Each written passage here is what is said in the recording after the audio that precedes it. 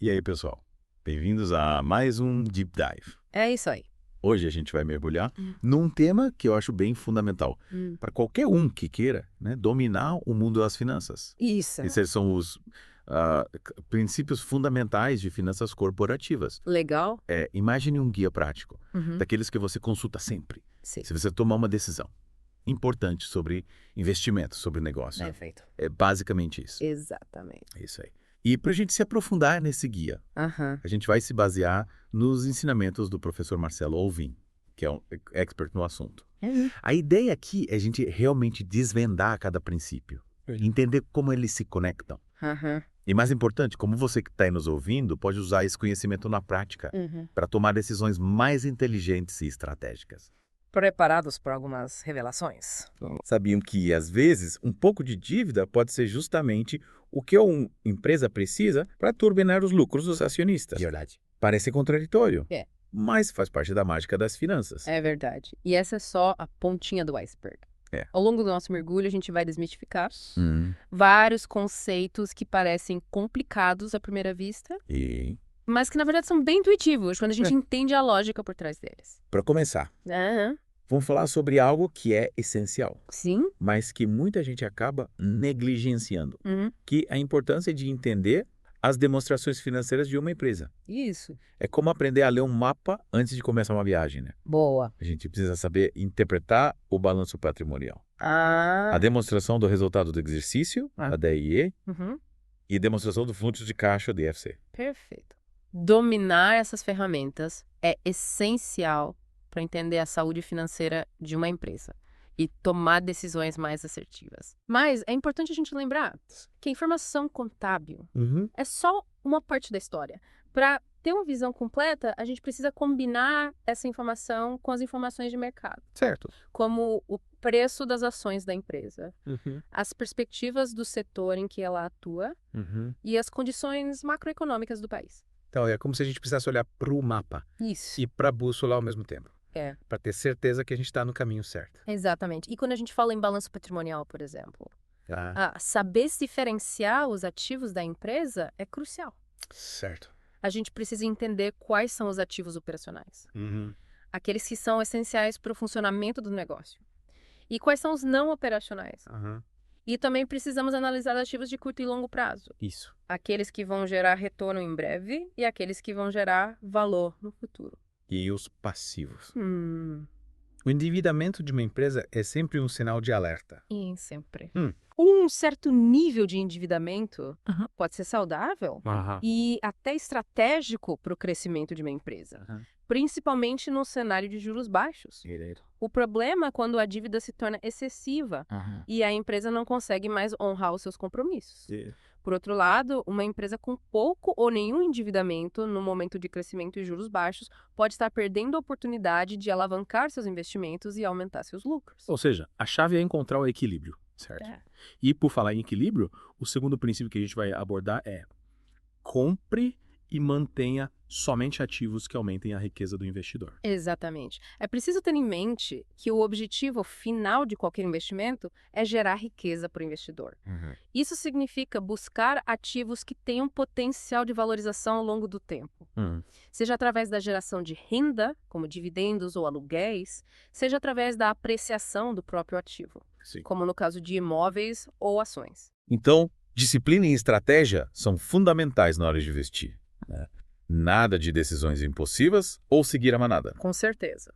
E por falar em decisões estratégicas, o terceiro princípio que a gente vai explorar é um clássico. Qual? O caixa é rei. Essa frase é muito mais do que um jargão do mercado financeiro, ela representa uma verdade fundamental para qualquer negócio. Isso. Muitas vezes as empresas se preocupam tanto com lucro contábil que se esquecem de algo muito mais importante. O caixa. Ter lucro no papel é ótimo, mas sem caixa a empresa não consegue pagar suas contas, investir em novos projetos, nem atravessar momentos de crise. É como dizem, né? É. Receita é vaidade, lucro é sanidade, mas caixa é rei. E para o investidor, como essa máxima se aplica? Para o investidor, a métrica que realmente importa é o fluxo de caixa livre, o FCL. Ele representa o caixa que a empresa gera depois de pagar todas as suas despesas operacionais e investir nos seus projetos. É esse caixa que está disponível para ser distribuído distribuído aos acionistas. Sim. Seja na forma de dividendos, recompra de ações ou para ser reinvestido no crescimento do negócio. Entendi. O FCL é como um termômetro da saúde financeira da empresa Isso. e do seu potencial de retorno para o investidor. Perfeito. E para fechar essa primeira parte do nosso Deep Dive, a gente vai falar sobre um conceito que é simples, mas muitas vezes negligenciado, Sim. que é o quarto princípio. O dinheiro muda de valor com o tempo. Esse princípio é fundamental para a gente entender como a inflação, as taxas de juros e o próprio risco impactam o valor dos nossos investimentos. R$1 hoje vale mais do que R$1 amanhã. E essa diferença de valor precisa ser considerada em qualquer decisão financeira. Faz todo sentido. É por isso que postergar investimentos pode ser um erro, principalmente num cenário de inflação alta. Exatamente.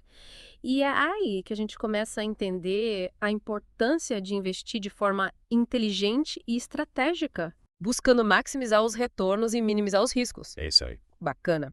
E por falar em maximizar retornos, o quinto princípio é crucial para qualquer decisão de investimento, calcular o custo da alternativa financeira. Ok, confesso que essa parte parece um pouco técnica, você pode explicar melhor? Claro, é mais simples do que parece. Basicamente, antes de investir em qualquer projeto ou ativo, a gente precisa analisar as diferentes formas de financiar esse investimento.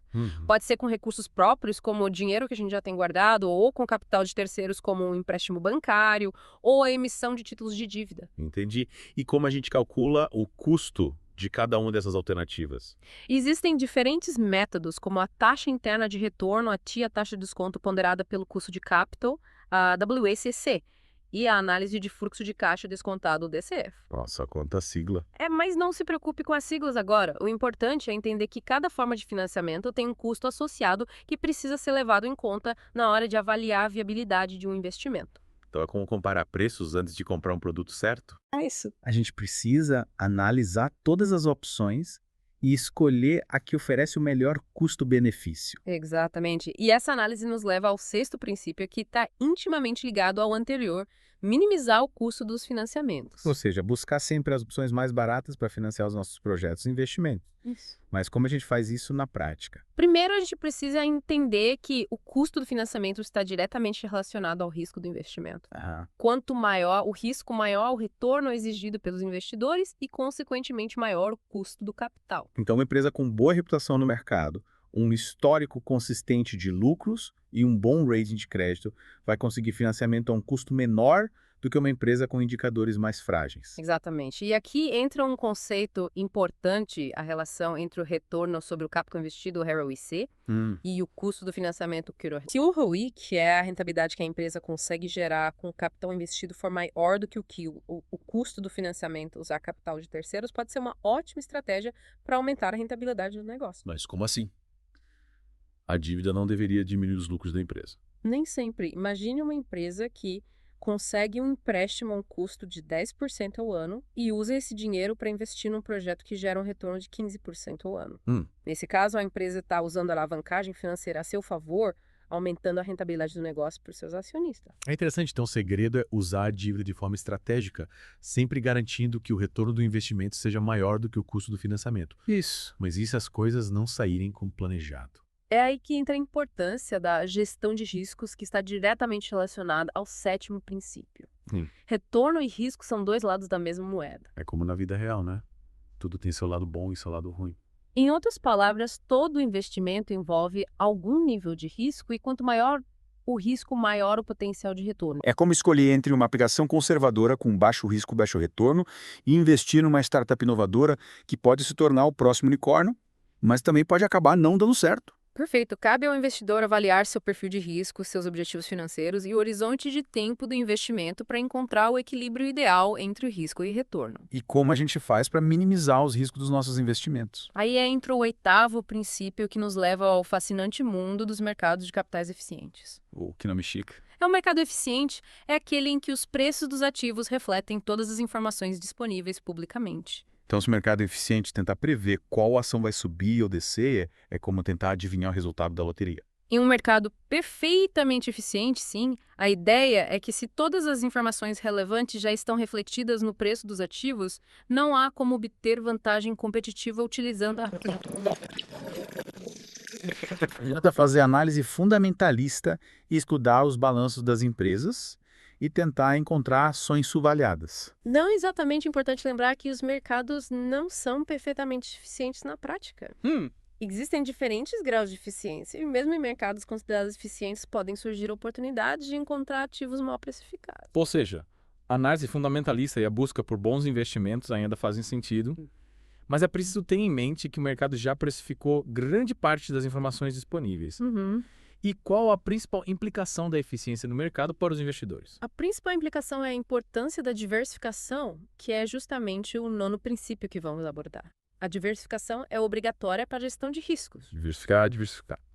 Essa é a mantra que todo mundo já ouviu falar no mundo dos investimentos, né? Com razão, diversificar significa distribuir nossos investimentos em diferentes classes de ativos, como ações, títulos públicos, imóveis e outros.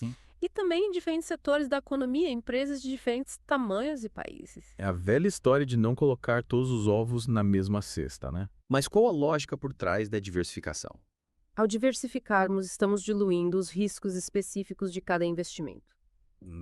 Se uma empresa da nossa carteira tiver um desempenho ruim, o impacto no nosso portfólio como um todo será menor se tivermos outros investimentos que estejam performando bem. Entendi, a diversificação nos ajuda a proteger nosso patrimônio de eventos imprevisíveis e a ter uma carteira mais resiliente a crises e oscilações do mercado. Isso. E para finalizar essa parte do nosso Deep Dive, vamos falar sobre o 10º e último princípio. O investidor marginal deve ser obrigatoriamente diversificado. Esse princípio pode parecer um pouco abstrato, mas é fundamental para entendermos como os mercados funcionam e como as empresas definem seu custo de capital. Explica melhor essa história de investidor marginal. Imagine o mercado como um grande leilão onde os investidores estão comprando e vendendo ativos o tempo todo. O investidor marginal é aquele que está entrando ou saindo do mercado naquele momento. Certo. E suas decisões influenciam o preço dos ativos. E por que a diversificação é tão importante para o investidor marginal? Porque se o investidor marginal não for diversificado, ele estará assumindo um risco muito alto e, consequentemente, terá que exigir um retorno maior para compensar esse risco. Isso significa que ele estará disposto a pagar menos pelos ativos, o que pode levar a uma queda no preço dos ativos em geral. Faz sentido, então, a diversificação do investidor marginal contribui para a estabilidade do mercado e para a formação de preços mais justos. Exatamente. E esse princípio nos leva a um conceito fundamental para a avaliação de empresas, o beta. O beta? O beta mede a sensibilidade de uma ação às flutuações do mercado. Uma ação com beta alto tende a oscilar mais do que o mercado, enquanto uma ação com beta baixo tende a oscilar menos. E como o beta se relaciona com o investidor marginal? O beta é utilizado para calcular o custo de capital de uma empresa, que é o retorno mínimo que a empresa precisa gerar para remunerar seus investidores pelo risco que estão assumindo. O beta do investidor marginal, por ser diversificado, é considerado o beta do mercado que é utilizado como referência para calcular o custo de capital de todas as empresas. Quanta informação. Mas eu acho que eu estou começando a entender como esses princípios se conectam e formam a base para tomar decisões financeiras mais inteligentes. Exatamente. E o mais importante é que esses princípios são atemporais. Independentemente do cenário econômico, das flutuações do mercado ou das inovações tecnológicas, os fundamentos das finanças corporativas continuam válidos e relevantes. Nossa, essa conversa abriu minha mente para um monte de coisa que eu nem imaginava sobre o mundo das finanças. Mas agora eu fiquei curioso para saber como a gente pode aplicar tudo isso na prática. Essa é a melhor parte. Saber como usar esses princípios no dia a dia, seja para tomar decisões de investimento mais inteligentes ou para gerenciar um negócio de forma mais eficiente. Para os investidores, esses princípios são como um mapa que guia na construção de um portfólio sólido e na busca pelos seus objetivos financeiros, seja comprar um imóvel, garantir uma aposentadoria tranquila ou realizar qualquer outro sonho. Entender como aplicar esses princípios faz toda a diferença. E para as empresas, qual o impacto de aplicar esses princípios na prática? Para as empresas, dominar esses conceitos pode ser a chave para alcançar um crescimento sustentável e gerar valor para os acionistas, ao usar as demonstrações financeiras de forma estratégica, gerenciar o caixa com disciplina e calcular o custo de capital de maneira precisa. As empresas podem tomar decisões mais inteligentes, mais eficazes, aumentando suas chances de sucesso no longo prazo. Então, esses princípios são como ferramentas essenciais, tanto para quem quer investir seu dinheiro, quanto para quem quer construir um negócio de sucesso. Com certeza. E o mais legal é que esses princípios são atemporais. Eles se aplicam a qualquer tipo de investimento, em qualquer momento da economia. As crises vêm e vão, as tecnologias mudam, mas os fundamentos das finanças corporativas continuam os mesmos. É como ter um manual de instruções para navegar no mundo das finanças, independente das turbulências do mercado. É como ter uma bússola que sempre aponta para o norte, não importa a tempestade que esteja acontecendo lá fora. E para quem quiser se aprofundar ainda mais nesse universo, você tem alguma dica, alguma leitura recomendada? Claro! Para quem quiser mergulhar de cabeça no mundo das finanças corporativas, valuation e finanças quantitativas, eu recomendo fortemente o site do professor Marcelo Alvim. Lá vocês vão encontrar artigos, cursos e muito material de qualidade para aprofundar seus conhecimentos. Sensacional. Anota aí, pessoal. www.marceloalvimvaluation.com e www.quantifico.com.br. E para finalizar o nosso Deep Dive de hoje, eu deixo uma provocação para vocês. Como vocês podem aplicar esses princípios nas suas próprias decisões financeiras? Pensem nisso. Lembrem-se, o conhecimento é a chave para sucesso financeiro. Invistam em educação financeira. Busquem informações confiáveis. E tomem decisões conscientes. Tá isso aí? Espero que tenham curtido o nosso mergulho no mundo das finanças corporativas. Até a próxima.